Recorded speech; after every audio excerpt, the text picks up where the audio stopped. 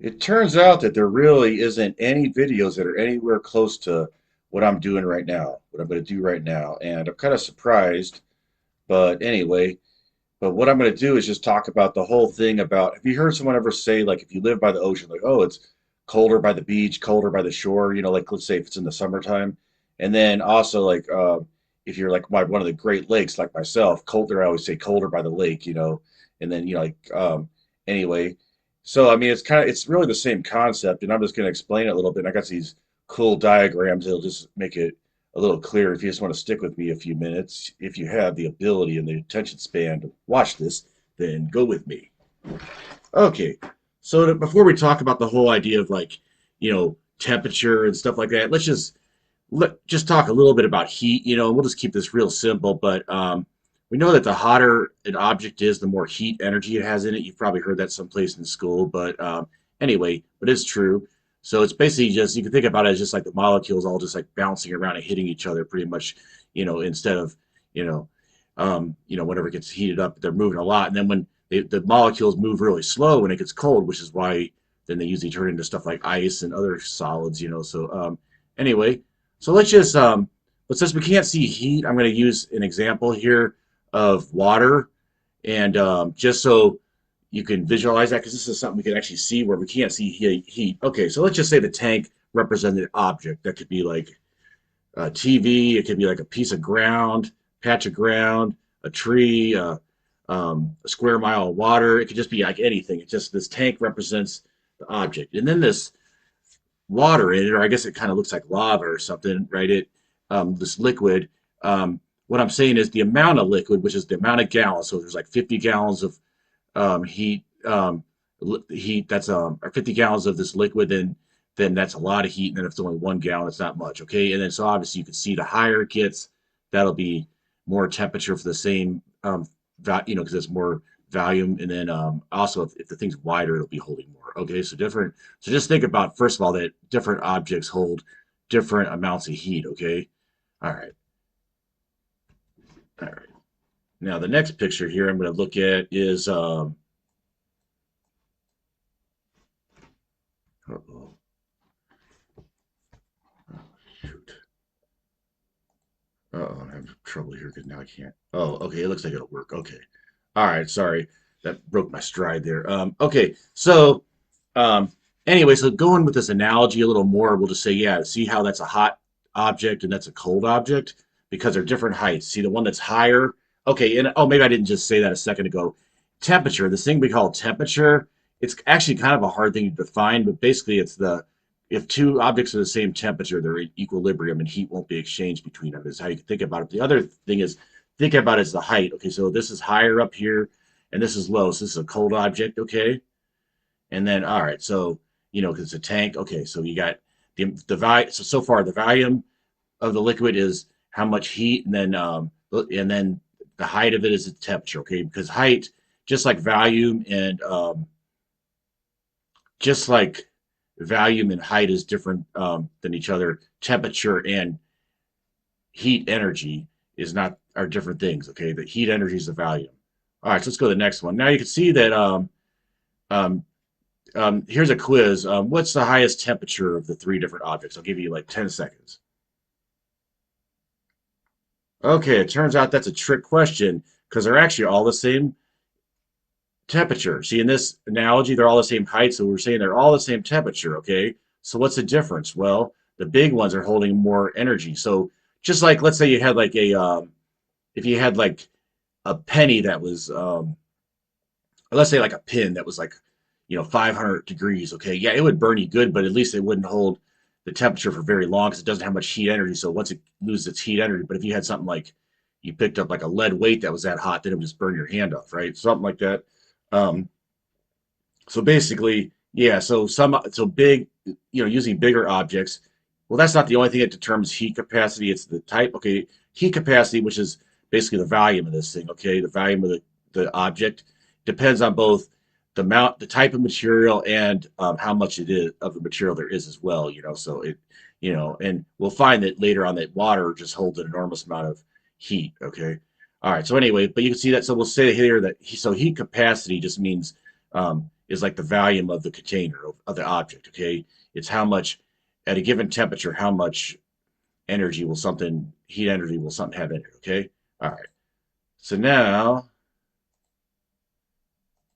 okay, now in my little animation here, you can see if you know if I don't know if you realize this, but if you have like two um, tanks that are attached like this, what's going to happen is they're going to actually, no matter what the shape of the different how big the tanks are, they're going to still um, end up at the same height. Okay, and then let me see if the other diagram might show it actually moving. And you can see here the how I see how you can see the flow here. Okay, of the because it's going from the higher to the lower. Okay, because of gravity, but also in heat for other reasons that happens. Okay, but anyway, okay, so now we'll see. Okay, yeah, here we go. You can see how what's going to happen is they're going to actually exchange, they're going to reach like an equilibrium temperature. So the temperature, they're going to end up being at just like they're going to end up at a different height on this. There's going to be an equilibrium height. They're going to end up at an equilibrium temperature. And, which is going to be kind of like, well, it's going to be influenced like, yeah, let's just say, okay, you can see like the left on the left one, okay, it's attached to a really big reservoir, the object, okay? You can see like that same like skinny objects on both sides. Now you see like its object's temperature drops big when reaching the same temperature as the big tank, okay? But then on the other side, it doesn't drop as much because it doesn't have as big a reservoir, okay? So so bigger objects can suck more heat out of other objects, okay? Suck more heat out of other objects, or give heat too, which is the liquid, which represents the liquid. Okay.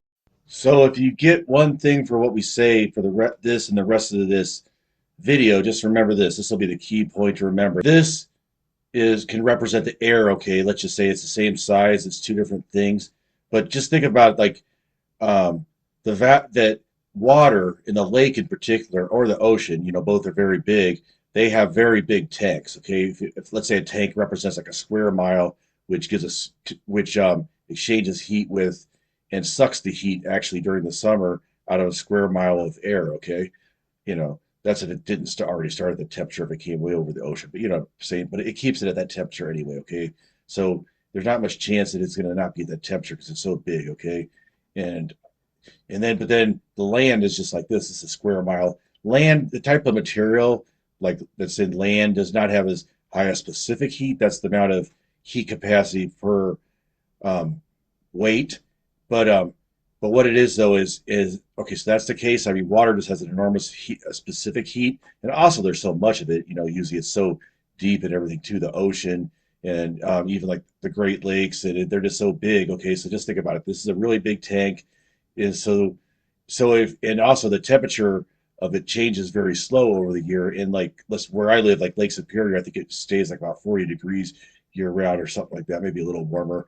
And so it's very stable, and then so it has a big effect on the land. Okay, so anyways, just remember that. So um, water, okay, the ocean or Great Lake has a very big tank or heat capacity, and the land has a small tank, does not have a high heat capacity. The lake always wins. Okay, so then, okay, I put Lake Superior. Originally, I wrote this for Lake Superior, and but I guess this would be kind of true in any place in the, just that it shows that January, that basically earlier in the winter, there's a bigger difference, and so there's going to be a bigger difference between going between the shore and away from the shore. Okay, it's just right, and just okay. So then later on, yeah, it gets to where there's so basically during the beginning of the summer. Okay, we're just gonna talk about colder by the lake, but although the warmer by the lake is just the opposite of this, but maybe right now I'll just talk about colder by the lake. That there's gonna be a much bigger difference between the lake being by the lake and away from the lake, or the shore. What the ocean, whatever it is. Like there's gonna be a bigger difference at the beginning of the summer because the water hasn't warmed up very much. So okay, so anyway, you can kind of, if you saw what you can go slowly with the sound off if you want to look at that animation there. But anyway, I hope that makes sense. Okay, now the next one here. Okay, now this is maybe got a little complicated, but you see here, like what I show here. Okay, many changes um, inland, many slow changing reservoir exchange. Okay, I'm trying to remember what this. I made this a few years ago. I'm trying to remember what this is supposed to be, but the lake near the changes quickly. Oh, I think this was illustrating that thing about the land breeze and stuff. Okay, maybe that's not so necessary, but basically it was showing that like, okay, let's just forget this one. I'm trying to remember what this actually meant, but let's see. And then okay, now this is just showing how that if you think about that being like a parcel of air going over, I know this is kind of weird, but that's that moving thing is like a parcel of air that's going over the from coming out from the lake and going onto land. Okay, and in here, like the width of the tanks, don't think of it being like the distance that it's traveling. I know, but it's actually just the width of the tank as far as like what we said, the heat capacity. So you see that here, there's many lake tanks make up the lake, and they're big. Um, and and then when it gets over the land,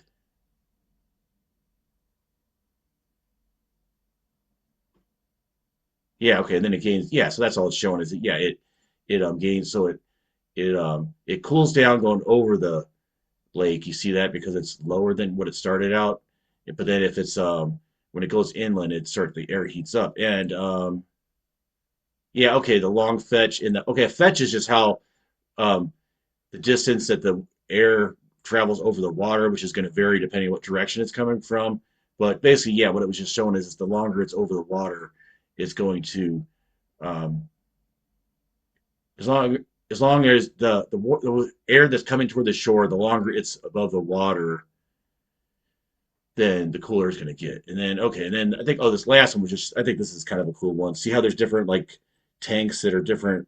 See how there's different tanks that each of those represent like a square mile of land or something like that, and see how um, those other ones get filled up quicker by the heat that's coming down from the sun because they're more narrow, and because of that, it pushes up more air, and then you get this lake breeze, which is with that. So that happens during the daytime, and then during the nighttime, the opposite happens because the water stays warmer longer than the land. So hopefully that's kind of understandable. I mean, kind of did this in one thing, but at least those are some good illustrations. And if something doesn't make sense, you can always kind of read, just turn the sound down and watch over some of these illustrations, kind of. And I think if you read them, you'll find they make a lot of sense. So, hey, thanks for listening. Bye.